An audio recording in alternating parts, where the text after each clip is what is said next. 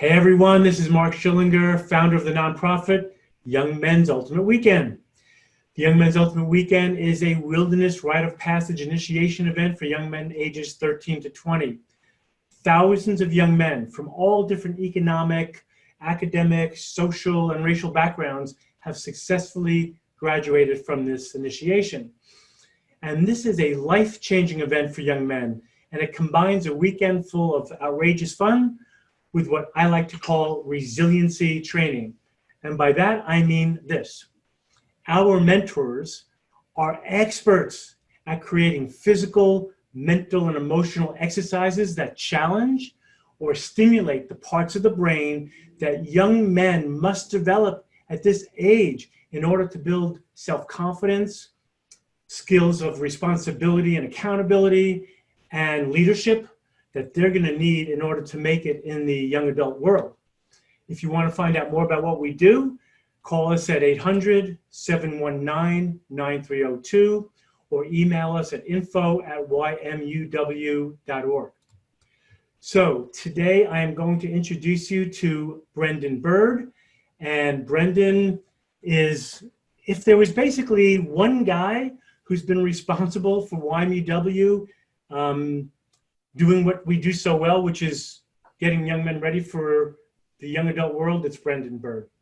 So I want to let you know that Brendan is not only a personal great friend and a family friend, but he is just so dedicated because he's put in, I don't know how many bazillions of hours, and I think he's been paid a grand total of nothing in terms of money, but thankfully he's been paid back in other ways, which we're going to find out on this interview. So Brendan, thank you for making the time to be here. And if you wouldn't mind, if you could just take a moment to let us know how you got introduced to this thing, that would be great, just to give us a little introduction. Sure. Thanks for having me. So I began in 2005. I actually hurt my back, got referred to a chiropractor who turned out to be none other than Mark Schillinger. And he was talking about this thing that he does with young men. And I had grown up tutoring, done a lot of things in those world, was a coach, was working with youth, tutored youth and after school programs, all those kinds of things in the early days. So it was just a natural, easy fit. I went to the first weekend, was a crazy mess, and I was absolutely hooked. And I've been doing it ever since. I've been involved with the organization now for over 15 years, started as a mentor, worked my way up in management, had the bad habit of thinking, we can do things better, we can do things better. And of course, if you volunteer to do things better, then you get to be put in charge of what you think can be done better in these types of organizations. And I just took it on. I then went on to be what's called a pack leader and guide all the mentors. Then I was the ringmaster who interfaces and leads the weekend, kind of master of ceremonies, directly interacting with all of the young men. On to the event manager. I've been a past board member, so I've been around been around the loop several times at this point. And not to mention that Brendan is also a daddy and a spouse, of course, and got his own family and his own business. So we're talking about a guy who is so dedicated to what I would say the well-being of the whole world, because he, like me, is passionate about seeing that the world is filled with happy and healthy families, because we both believe that if there's young men coming out of happy and healthy families, the world's going to be a better place. And that's why we're all in it, really. So thank you for putting in all that time. Let's just break down the job responsibilities a little bit. I know you mentioned pack leader. If you wouldn't mind just taking a moment to kind of give viewers who have no idea how outrageous the YMUW is, what's the importance of that job? What do you actually do? And then we'll talk about the ringmaster and, of course, being the event manager, which runs everything. Sure. So our organization believes we take these young men and we believe in pushing them physically, but also at the same time, putting them in situations where mentally they have to just kind of deal with what the challenge is. And one of the first challenges is we put them all up together and we divide them up and put them on teams and we put them in competitions, all fun competitions. But at the end of the day, it's pretty natural. You want to win, you want to do well in that competition. And so we begin to encourage that to rise up. So we have all these mentors on all the teams, just kind of working with the young men, being there, kind of grumpy uncles, but also engaged. Think of like, when your best uncle, growing up, the person you probably identified was someone who was 10, 15 years older than you in the family. And that was just somebody you always looked forward to. You would go to the event if Uncle so-and-so was there. And that's kind of what these guys are. And they come in, they swoop in, they work with the young men over the weekend, and then we all disappear at the end of the weekend. And so the pack leader's job was to manage all those mentors, listen to them, and deal with the challenges that they were having. Because it could be as much as, our team is just giggly and not doing much, which might mean they're actually really young, on the young edge. Or it could be guys just are really not engaging, are just really angry, are not talking, are just refusing to get up off the ground at times. It goes the whole spectrum. And so you need somebody with experience who can kind of help and give advice to these mentors. And that is the role of the pack leader. He's present. He's at all the circle ups. He's wandering around all weekend. He understands. He's been in the shoes of the mentors before, but ultimately he and the ringmaster are the men who will directly lean in and help these mentors through the course of the week. One thing I'd like to throw in there is for you viewers, like when Brendan's talking about the pack leaders, again, these are the men, who keep the mentors going. So when he refers to circle ups, like before every meal, the young men will be eating somewhere, and Brendan, as a pack leader or the pack leader, really checks in with the mentors, these men, very closely, like how are they doing? Because their emotional stuff can come up too. They may have flashbacks to when they were a kid and they were not having their stuff together, and now they're not feeling like they're ready to go back in there and mentor. And it's men like, Brendan, who have to quickly put their minds together and send them back in there. So it's a really important job. So in addition to being the pack leader, Brendan has also been the ringmaster. And he's going to describe that job, because the ringmaster is not only in charge of the mentors, but he's in charge of really all of the young men as well. So it takes a certain kind of guy to have the chutzpah, the balls, to go in front of 150, 200 dudes and lead them all. So Brendan, you've been there many times. If you want to describe a little bit about what that job is like and what it's been like for you to do that, we'd love to hear it. Sure. And this feels like a good time to point out, when I got into all this, I was scared to speak in public. I always held back. There was always things I wanted to say, and I didn't speak up because I didn't want people looking at me. And so it's been a transformation for 15 years where now I don't care. And I'm disappointed if there's not 100 to 200 people in the circle by Saturday evening. The ringmaster really is, it's the master of ceremonies. It has got to be the ideal three-dimensional man leading that circle. So you want someone who's strong, you want someone who's present, you want someone who is well-read and literate. You want men and young men to look at that man and say, I want to be like that man. I want to identify with that man. And you want to try, as the ringmaster, you really want to try and identify and link up with every young man present.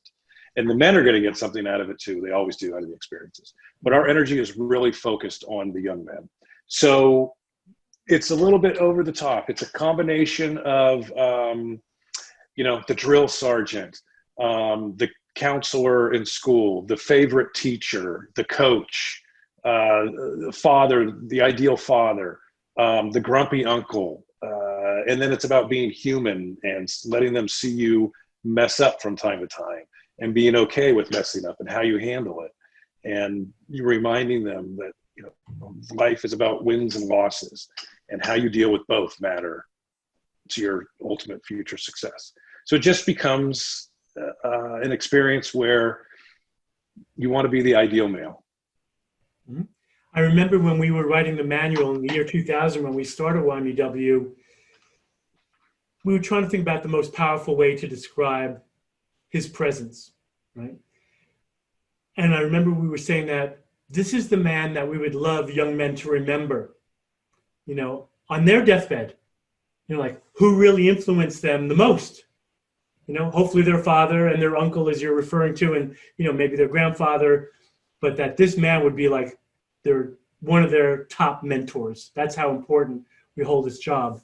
And just trust me when I say that watching Brendan, transform from somebody who doesn't like to speak in front of people to leading hundreds of men at a time has been a great thing.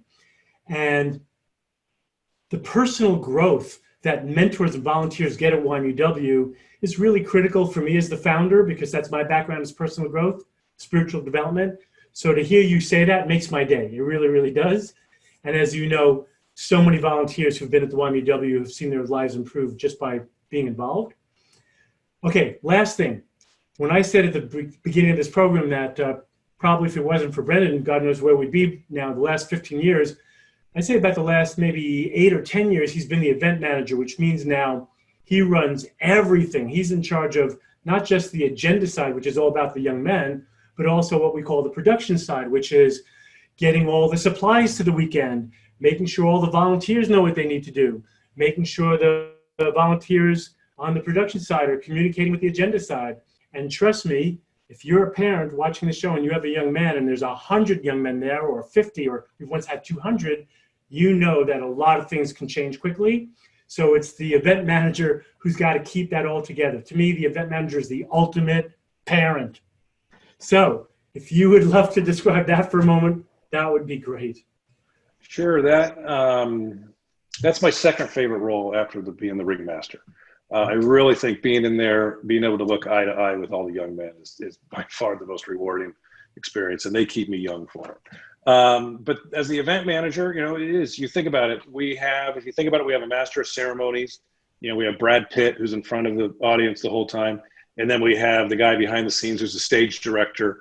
We call that the production team manager. And then over them is the producer, the event manager. He's in charge of everything. So his job starts at minimum 6 months before the weekends even begin. He's got to help make sure assemble the team that's going to be there. We got to make sure that the advertising is out there and the enrollment of young men and registration and how that process is going.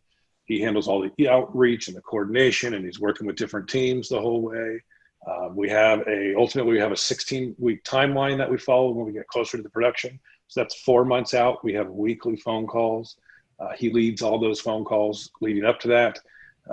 We have a development and trust day where we train. We bring all our production staff members out together, and we spend a whole day working over the program and understanding what we do and training, and really also getting just to know each other and just binding that much stronger as a team, because it's really about the relationships that the men have together that will really show up in front of the young men. Yeah. If the men show up with no problem and able to stay on point, the young men will fall in place. Yeah. So it's all of that stuff. It's writing the agendas and knowing how things are going to be implemented. It's making sure that the background checks for all the volunteers are complete. It's speaking with parents before and after the event. It's a little bit of everything. Yep. And with regards to your own personal growth from all this 15 years later, because before I ask you to talk about some of the things as a ringmaster that you've taught young men, some of the expressions we use, which I'll bring up and then you can elaborate, because I want parents to really learn something about how to deal with their sons, because we've learned a ton. And just so you viewers know, Brendan is a parent and he has a son, Pablo. How old is he now? 6 or 7? Pablo will be 7 in November. Yep.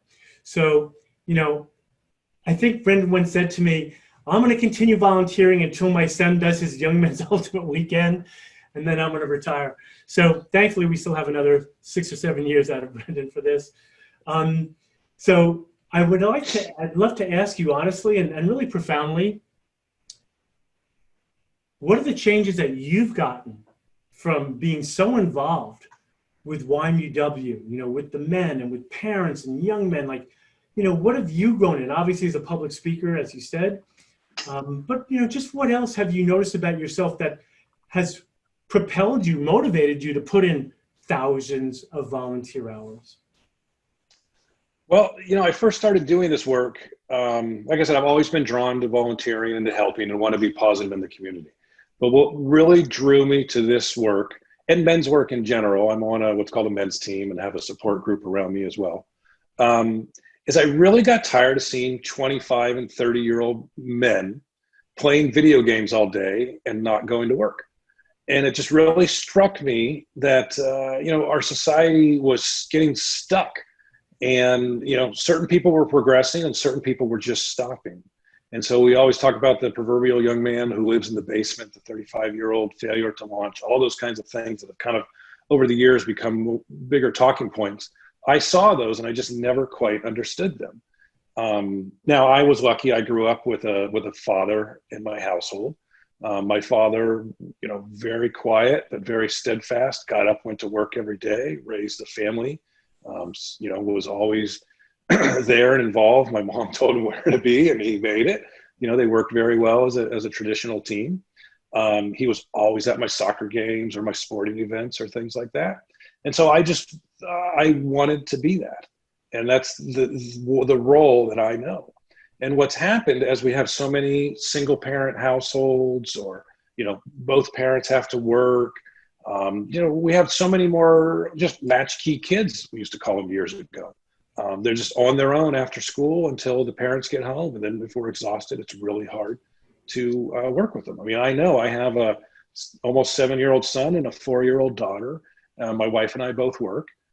It's not easy, but, I think how lucky we are to have each other and to be married and working together. I can just imagine how hard it is to be a single mom, right, and to know what to do with this, with your young man. Mm-hmm. And as they grow up, they want to move around and they want to keep doing things. And boys just naturally find a way to get in trouble more than girls in those adolescent years. They just have more energy and they just need to keep moving. Right now, during COVID, my son is playing with 3 girls. And so he's being very nice and helping his little sister dress the Barbies and do these different things and playing with the girls. But, all of a sudden I run around and he's just running across the house and zipping around and acting like a little boy and going absolutely crazy. And the girls are kind of quiet. And that's just naturally where it's at. Yeah. So with the changes, like, again, I was asking you, what are some of the things that you've grown into and what have you become and how you've evolved from YMUW?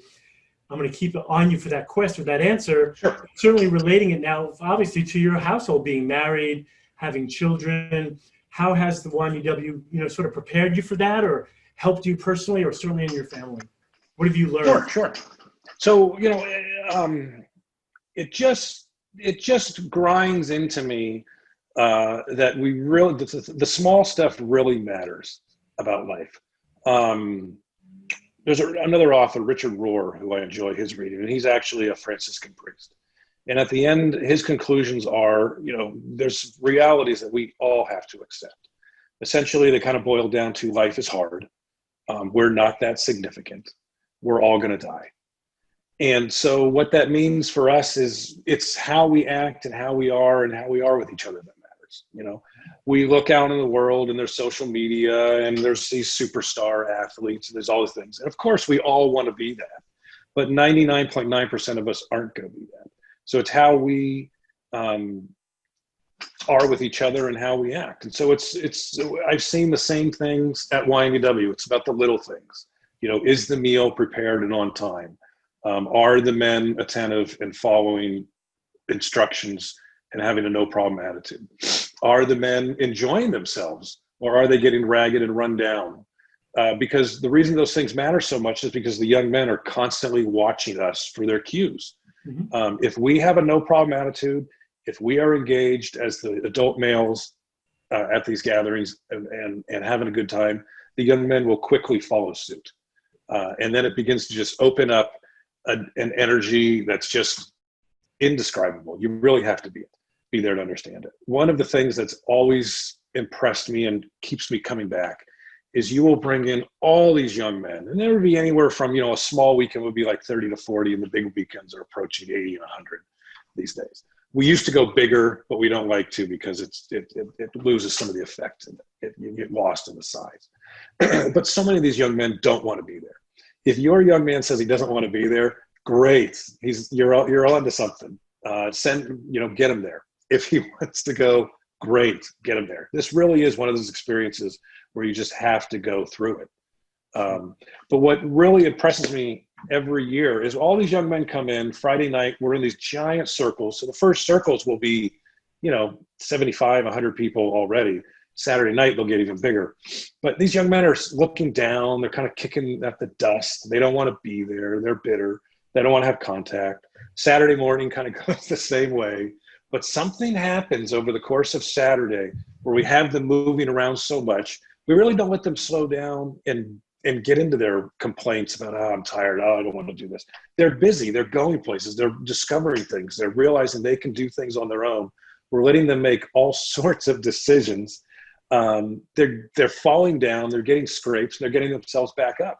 And what happens is it's almost like we have them on a string, and Friday night their heads were down and their hoodies were up and they don't want to talk to you. And come Saturday afternoon, you've pulled that string and they're standing straight up and they're eager and there's smiles on their faces and they're listening and they can't wait for what comes next. And that's just, I get the same thing out of the experience for myself. Right. So, and I want to relate what you're saying to what you started to say earlier, which is that it's the little things, because I'm trying to relate this now to parenting, right? And these are really important things, because I want the parents to learn some of the secrets that we have there. And like you said, you pay attention to the details. You also said that you feel for parents who have to work and it's hard to pay attention to the details, right? So I would like for us to kind of elaborate on some of the key points that you and I have learned together, literally, being in front of so many thousands of young men.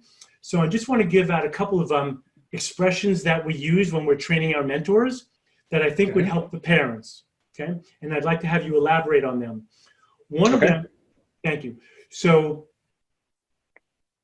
one of the key points that I know when I'm coaching parents and coaching young men is I let them both know that you have to give respect to get respect. And I know we are drilling that into the heads of the young men, but I think that's important for parents to hear. So for you as a ringmaster and a pack leader, somebody who's been in front of young men, please elaborate on that so that you can help parents understand that as a parent, as a ringmaster, you just can't tell them what to do. You've got to show some respect first. Yeah. So if there's anything you can say about that, I would really appreciate that. Sure. I mean, it's the key, another one is knock it off and move on. So, if you want respect, you got to give respect. We want to treat our neighbor like we want to be treated ourselves. So we have to emulate that. And it's real hard in our world and we don't think about it. We have so much TV and phones and everything else. I'm at a point where I'm getting tired of my kids asking to watch YouTube, and they kind of just YouTube kids and they just kind of disappear into it when it's there. But you know what? At the same time, I read the New York Times and the Wall Street Journal on a daily basis, and it's on my phone. So I'll be reading the paper and doing these things, but they can't distinguish between what it means to be reading a paper and a book digitally or watching a video for them. They're just too young. And I think that's probably true all the way through the adolescent years. So when we don't segregate, we need to just show the respect by putting the digital device down, both of us are making the sacrifice. If you want to read, pick up the book. I actually got the Wall Street Journal print edition to just set a better example for that, to make these separations. If you're not willing to do something, if you're not willing to model the behavior, then don't be surprised if they don't want to do it. None of us want to take out the garbage, but it needs to go out. So take out the garbage a couple of times and don't do it with complaint. You don't care if they grumble and what have you, but if they pick up the garbage and take it out, then mission accomplished. Yeah. Same thing, with doing your homework and whatnot. We have to do these things. Don't get into a power struggle about it. It needs to be done. If it's not done, well, then there's a consequence. Well, again, don't get into a power struggle. Understand that you gave them a consequence. So if you didn't do the homework, enact the consequence. Right. And one of the things that we keep it away from that. One of the things that Brendan and I know Corey, who you viewers will meet also, who's also been a ringmaster, we'll often define a consequence, because I know in my work coaching young men, they'll say, a consequence is just another word for punishment. You're just a mean person. And so I want you viewers to know that when Brendan uses the word consequence, they will often at the Young Men's Weekend define that as it's a direct result of your own behavior, right? It's natural in this universe. Consequences are real. And so when Brendan at the Young Men's Weekend, gives a consequence, there's nothing punitive in his voice about it. We're just letting young men know, and I'm recommending you parents to do this too, that when you tell young men as a consequence for something, it's a way to get him ready for the challenges of the adult world, because that's what's going to happen when they get out there. So we want to stop protecting them from that is really what I would say. Yeah, Another, can I follow up on that? yeah, So one of the, so I, for some reason, consequence has a negative connotation in our society. And if you take the time to look it up in the definition of the consequence, I don't know it exactly, but it essentially is the result of an action.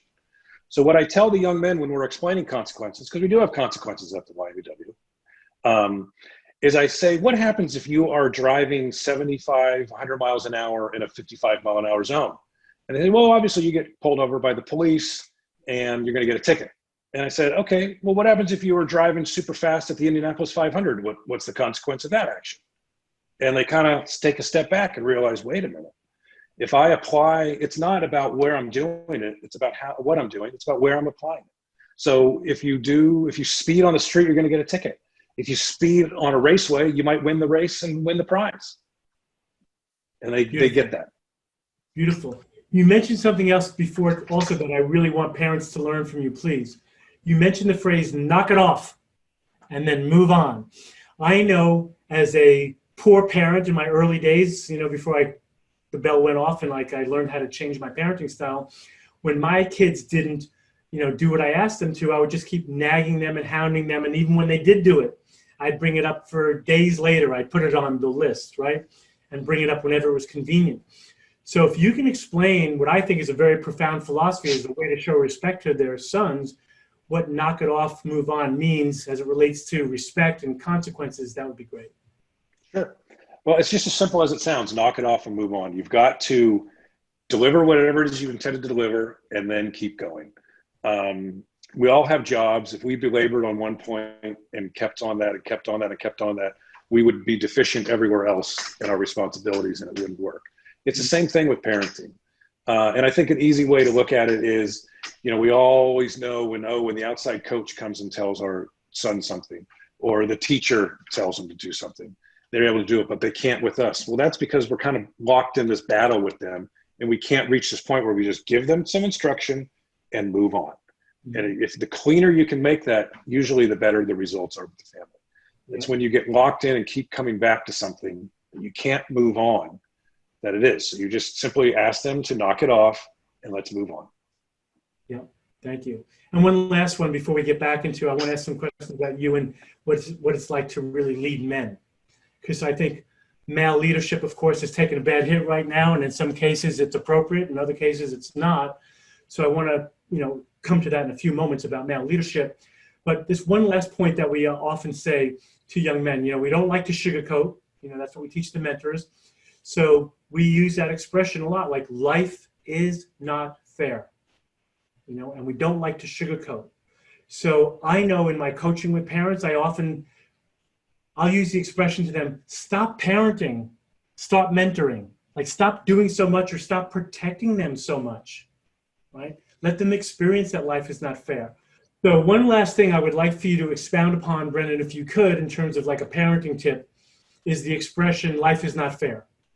We're always teaching our mentors that we don't want to sugarcoat for young men. And I know sometimes parents can kind of overdo it and protect their sons and not want to have them feel the pain of losing something. I know when I'm coaching parents, I'll often tell them that they should stop parenting and start mentoring, meaning stop protecting them and stop doing so many things for them. Let them feel all aspects of life. So if you could relate that to how that works at the YMUW or the things that you tell them and how it might relate to parenting, that would be great. Sure. So life is not fair is just a reality we all have to get used to. And it's very hard in this day and age. People want to make things as comfortable as possible. But I can tell you as a professional in a business that if I make things comfortable for my clients, it doesn't go well because they just get used to it and it's an unsustainable cycle. And it's the same thing for home life and it's the same thing at YMUW.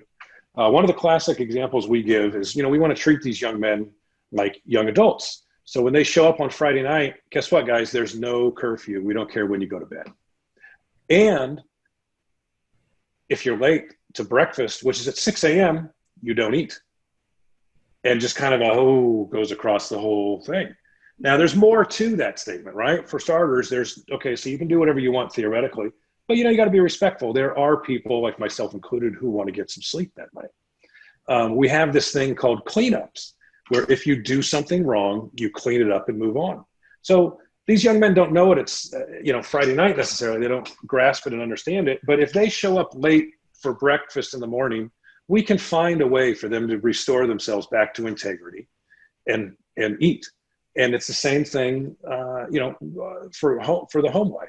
You've got to find ways when we set the boundaries and we set rules and we have a consequence that we just enforce it and we go on. The consequence or the cleanup that we have most common at the YMUW is 20 push-ups. And the reason we do it is it's mindless, it's physical, it's kind of silly, and it just allows you to step in, to do it, and then move on, and it's forgotten about, and nobody thinks about it anymore. And to kind of illustrate that point, over the weekend, we change it up, we do a bunch of silly stuff. Young men might be doing dances or something else. Something we call a roach. You're rolling around on the ground, you're all dirty. And, at first people are like, oh, you got to be kidding me. The young men love it. The old men love it. The mentors love it. And it just becomes part of the bonding experience. Right. So if you can continue to bring those things back to your home, to your family life, it will help. And it all comes from knock it off and move on, not getting caught up in emotion and in the moment, but just having faith that we'll restore and find our center again as we keep moving forward. Right. And one thing that's really important, when the adult men are not obeying the guidelines or the rules, they have to clean it up as well. And so for you parents, whatever you're trying to teach your sons, you have to emulate that too, because no matter how sophisticated we are, no matter how many comforts we have, it's still monkey see, monkey do. So everybody is engaged in these cleanups at the YMUW, and it's beautiful because we get that we have to be responsible for what we've stepped up to do. And if we don't do it, then we have to be accountable, which we often define as like owning what you should have done or not done without excuses. And by Saturday afternoon, the young men just get it. Like, we're not doing anything until you clean it up. And then they do. And by Sunday, they just get it. Everybody's going to clean up, and then we move on. And that's how families ideally should be, that we just handle it. But it's also for the parents as well. Okay, that said, Brendan, what I'd love for you to talk about a little bit here is, as you and I know, it really does take a village to raise young men, and parents don't have that anymore, right? As you were alluding to earlier, we're all isolated, especially with COVID, and even without COVID, we're all just on our devices so much that we're in our own worlds. What's the magic, or what's some of the magic that happens when the young men see that there's at least the same number of adult men as there are young men there to run that weekend? It begins on Friday night where they show up with their big FU, like, we ask them for their cell phones and they don't want to cooperate. And yet by Sunday, they don't want to leave, basically. They love the men. We've treated them with respect. But what is it about that village effect? Could you speak to that at all, how that's so effective? It's one of the mystiques. And it's really become one of my underlying goals that, young men show up, they don't know what to expect. It's set up so that in such a way, literally, there'll be 100, 200 people showing up, men, and they have no idea who any of these men are. And these men will look them in the eye and shake their hand and tell them, welcome to being a young man. We're here to support you.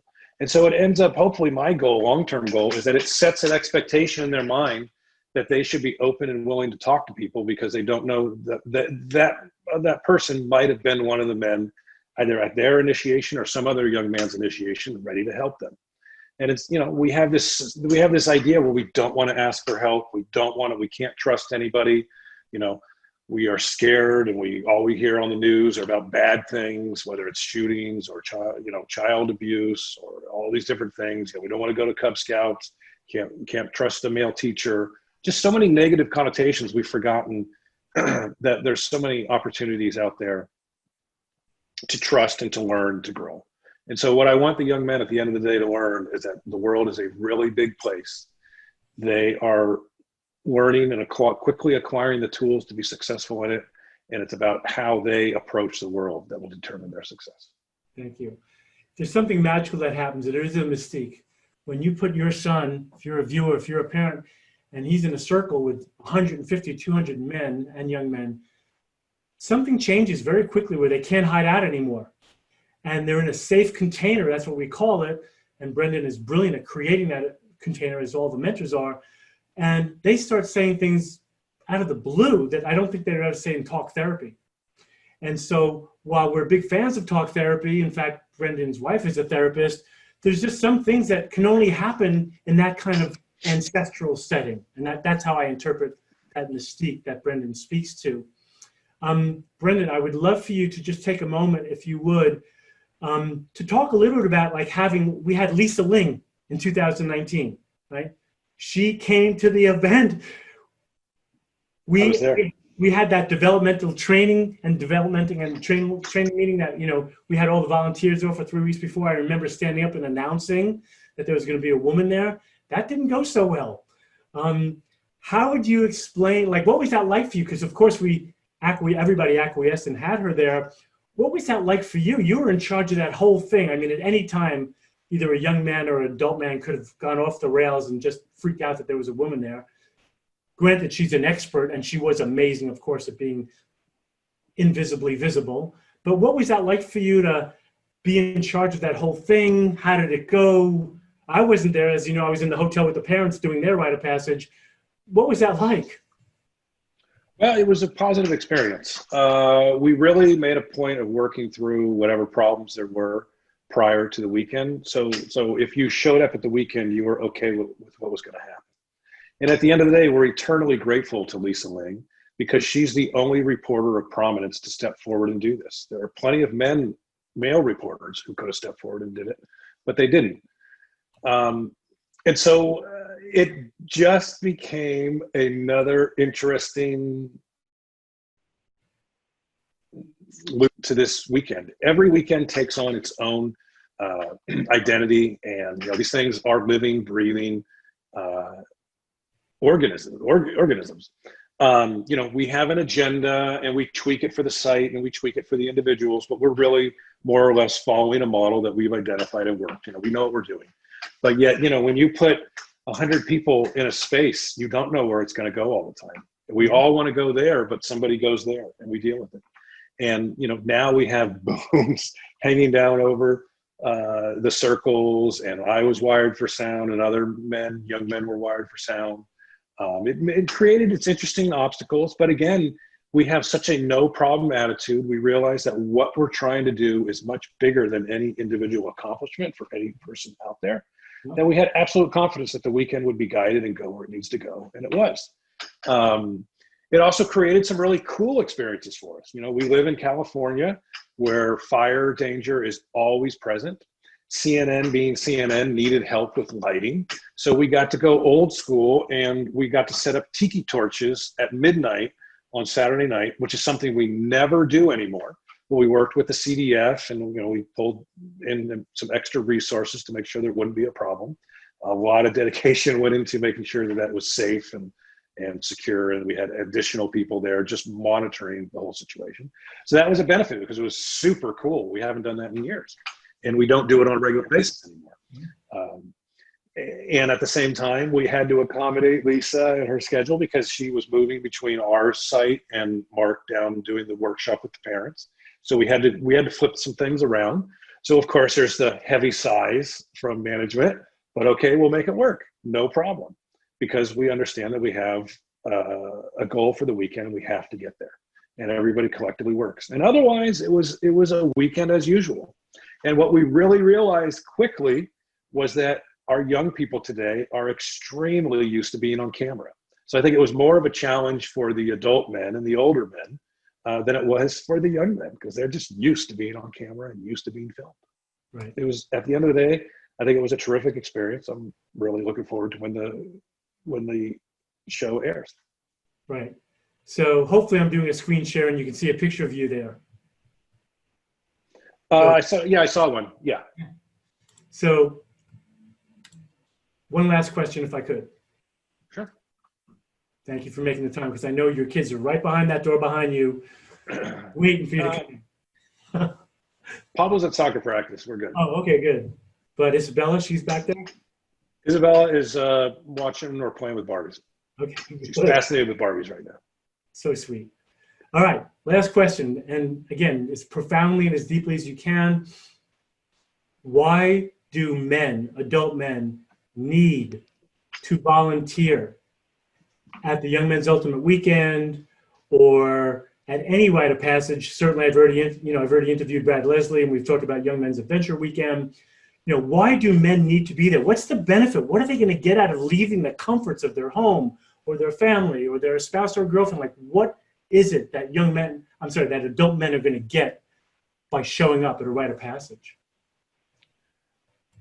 So the men need to do the work because no one else can do the work. Men like myself are happy to step forward. But as I said earlier, the young men who are 15 are going to listen to the 25 and 30-year-old man much better than they're going to listen to me. True. I am the same age as their parents, if not a little older, the same age as their teachers. They're used to tuning me out. It's getting harder for me to do my job. Mm-hmm. I also have experience, and I'm happy to guide men. Which leads right into the next point. When I started this thing, I was in my early 30s, and I was guided by a bunch of men around me who were much older and much grayer than I was. And they brought me up and taught me how to do these things. When I didn't want to speak in public, they taught me how to prepare a little bit. They gave me tips. On the flip side, I've learned how to handle myself in the woods better. I do not like camping. My grandfather defined camping as a 2-star hotel. I'm right there with him. But I know I have the right equipment because these men have taught me. I've gone out and done some interesting stuff and understand survivalness in a much greater extent than I ever did. And it just ends up opening up opportunities, and you cross and you push through barriers that you didn't even realize you had, or that you maybe didn't even care about. You will become a better listener.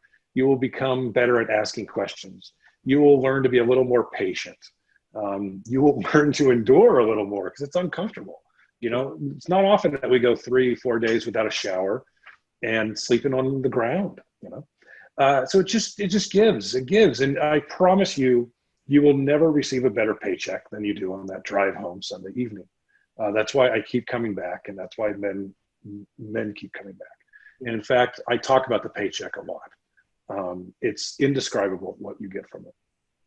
So I would encourage every man to come out there and do it. 1,000 years ago, and in cultures even today, there's just no thought that we wouldn't do this. But today we live in a society where it is. There's an old proverb, African proverb, that essentially says, if you do not initiate the young men, they will burn down the village. And right now we are not initiating young men, and we are burning down the village. So every man, it is our obligation and our duty to come out and do this. Yep. Thank you. Thank you. So for all you viewers, if you have a son that's 13 to 20,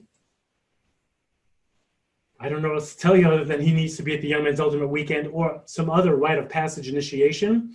And I also believe that parents need a rite of passage as well, to stop parenting so much and to start mentoring and start getting ready for the next chapter of your own life. So if you want more information about the Young Men's Ultimate Weekend, call us at 800-719-9302 or email us at info@ymuw.org. And I really thank you so much for making the time to listen to Brendan, and really contact us. Either he or I will be getting back to you, or somebody who's really in on YMUW and would know how to respond to you. So thank you again. And we hope that you watch the other videos that we're creating so you can meet the men behind the Young Men's Ultimate Weekend.